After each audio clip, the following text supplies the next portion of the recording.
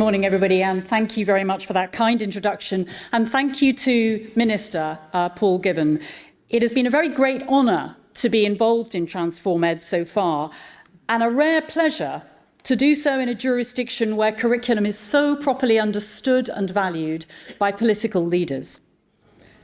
And before we plunge into the main substance of the conference and I introduce Dr. Michael Fordham, our first keynote speaker, I've been asked to say just a few words about curriculum reform itself and the place of this wonderful conference within it. It's easy to talk at cross purposes about curriculum. Curriculum making necessarily happens on so many different levels that it can mean quite different things. Take those seemingly cold, hard, spare statements of common entitlement for all young people on a national curriculum document. Is that curriculum? Well, it's a fundamental piece, and it's a crucial stage, but it's only a tiny percentage of what curriculum making is. What about the work of a subject leader in a secondary school, leading and nurturing their teams to define and enact outstanding physics, history, or music at a micro level, through resourcing, through teaching itself, through never-ending discussions with their fellow specialists about whether we're teaching the right bits for the right purposes at the right moment. That's curriculum making. Now, curriculum only works well when those levels of curriculum making are profoundly connected and stay connected, connected in their processes of construction and connected in their shared evaluation. Much of the time, however, experts at different levels in an education system stay in their levels and do their own thing. But this is precisely why there is something magical about a time of curriculum reform, because everyone in the system has to engage with these other levels of curriculum making. It forces policymakers to get down into the weeds of thinking about what this subject is for, what this discipline uniquely achieves, how it might best be distilled to ensure nationwide entitlement and inclusion. And to do that, they have to be aware of what it looks like on the ground, and what it looks like when it goes wrong, and what it looks like when it is profoundly misunderstood. It forces subject teachers to think much, much bigger, and with lasting benefit for their ordinary routine work. And thanks to the generosity and big-mindedness of school leaders, a time of curriculum reform is a very special and thrilling opportunity to seize, because it will allow some teachers, those with real analytic ability, intellectual vision, and subject passion, to be involved in the higher levels of reform. I can well remember, as a very young head of history in an urban comprehensive, receiving a letter back in 1992.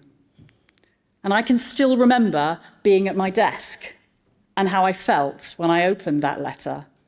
And I saw I'd been invited to be involved in the creation of England's first national curriculum for history.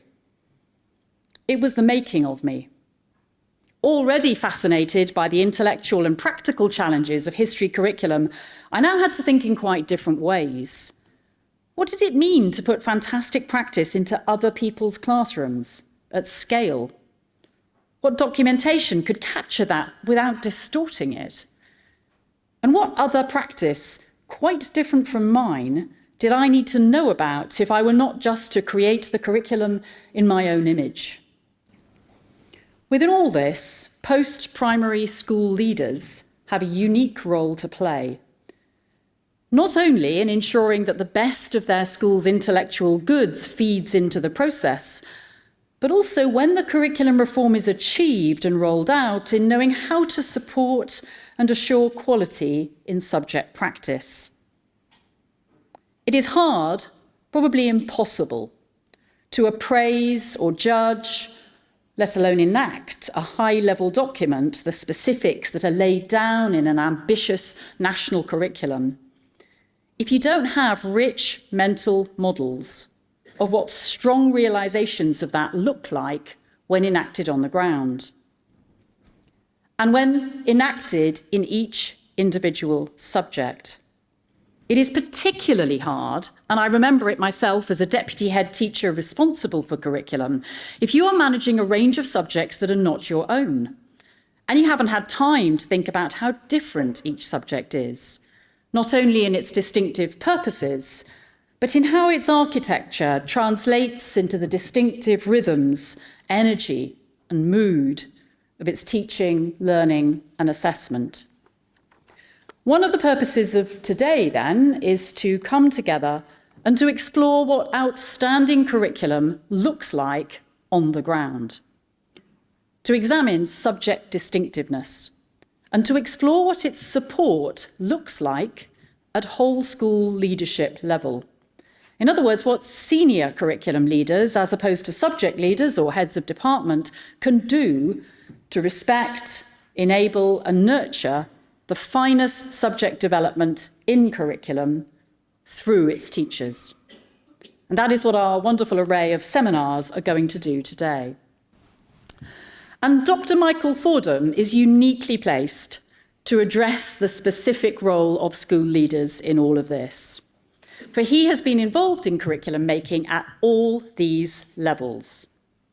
Indeed, Michael pulls all the threads of our conference together. A renowned curricular thinker, he has conducted doctoral research on secondary subject communities. He has written influential articles about history curriculum and teaching. And he is perhaps most widely known for his prolific blog on all curriculum matters. But perhaps most importantly for today, he is an experienced school leader, a principal of a large secondary school with a varied and challenging demographic. And in that school, Michael has lived out the ethic of putting the what of curriculum first. We have a little statement in England, which our former Chief Inspector of Schools, Amanda Spielman, adopted for her transformational reform of our inspection system in 2019. This deceptively simple statement is something we'll hear much about today in various seminars. The statement is, the curriculum is the progression model. The curriculum is the progression model. And one needs to understand quite a lot to understand why that is both radical and profound. But the man who came up with that is Michael Fordham. And I know because I was in the room when he first said it. So I know we're in for a treat. Michael, thank you for coming to talk to us, and over to you.